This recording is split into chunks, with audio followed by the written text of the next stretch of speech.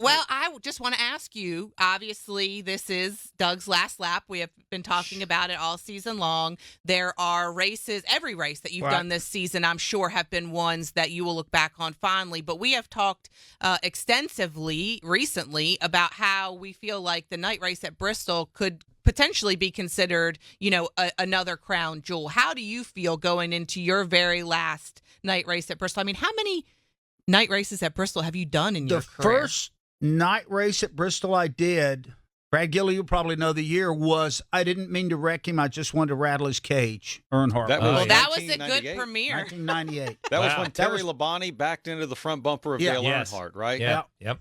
And one that Labonte didn't win. That was the first race that PRN ever did at Bristol Motor Speedway. A heck of a way to debut. Yeah, that was the very first one. Wow. Because MRN had the contract up to then.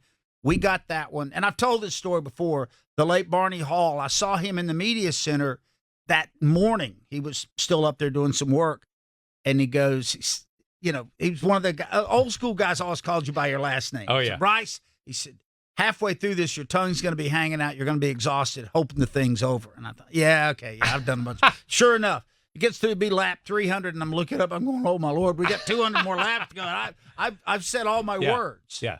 So I do think if they are looking to add another crown jewel, this seems to be a race. Yeah. The drivers want to win.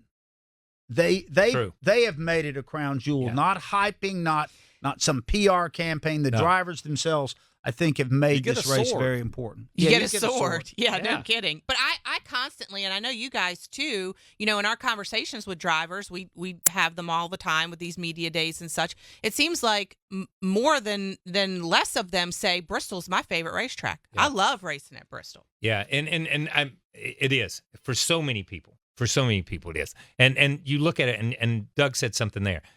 It's become what it is because of what it is. Right. Nobody bought their way into it. Nobody promoted their way into it. Nobody hyped their way into it. Bristol has evolved to be what it is at this time in the sport. And it is the place. You talk about, guys will talk about Daytona. You see guys get out at Darlington, and they'll get out at Bristol. And it's a huge deal to win at Bristol. It is a huge, huge deal. I think it's a bigger deal to win at small market tracks than it is at tracks that are associated with big markets. Yeah. Because it's the biggest thing that will happen there that year. No.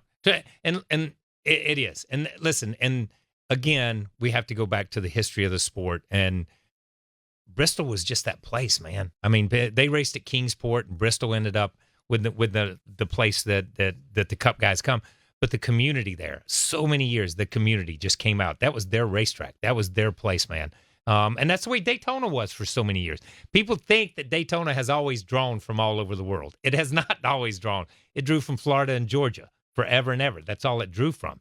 But those people embraced that racetrack, just like Charlotte and some of these other places. And Bristol wasn't always this dynamic. I went there as a fan many a time and watched Cale Yarborough win by 7 laps or Darrell Waltrip win by 10.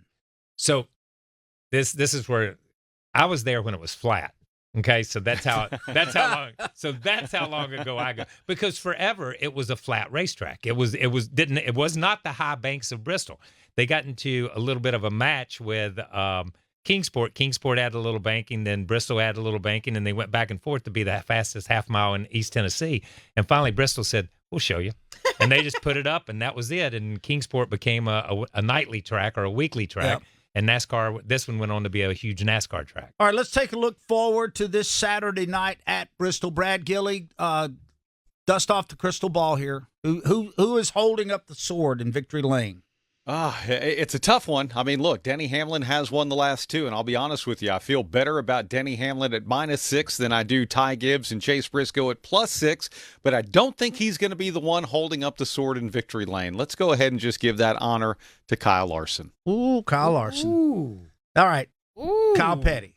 Ooh. So, listen. Kyle Larson's off the board. Kyle Larson is off the board. Rude. So listen, I want to give it to I want to give it to one of Kyle's teammates. I want to give it to him, to William Byron, because last year William Byron just went up there and put that car on his back and just carried it to move to the next round. But I'm gonna go with Joey Logano. I'll go with okay. Never mind. Keep it. Dang, man. The body language from Rice down there on the end. We're going to old school here. He just killed me. I got to go with Joey. Joey just, if you put him in position, he just takes control of this race. We saw him with Kevin Harvick. We've seen him so many times just run this race and just when he couldn't run anywhere else, he could run Bristol. Well, listen, because none of us really know what is going to happen. We've established that already. We're just wasting oxygen. I'm going to go out on a great big giant limb, and I mean that seriously, and I'm going to go with somebody who is really hoping to keep a certain streak alive. Ooh, I'm going with Kyle Busch. Yeah. Kyle Busch that'd be great.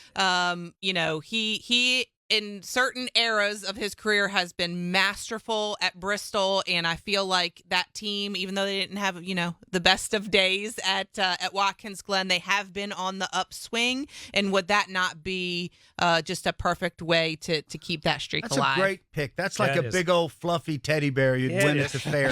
Okay, everybody can embrace that one. Everybody, just hug it. Okay, well, everybody but Doug, because according to Doug, that may be Chris Buescher's last win, even though he just won yesterday. Well, that's a good point, Brad. But I was going to say, who would have thought, 3 years ago, 5 years ago, that we would be talking about a Kyle Busch pick as a big, fluffy teddy bear pick? Yeah. Wow. I like Kyle's Logano pick because Logano doesn't have to worry about stage points or anything. From the minute they drop the green, all they can do is focus on winning because they got nothing to lose. Yeah. But this is what I'm going to say. Okay, and I will say this. I'm going to go on record and say this. And I think it proved it this weekend. And it proved it this weekend.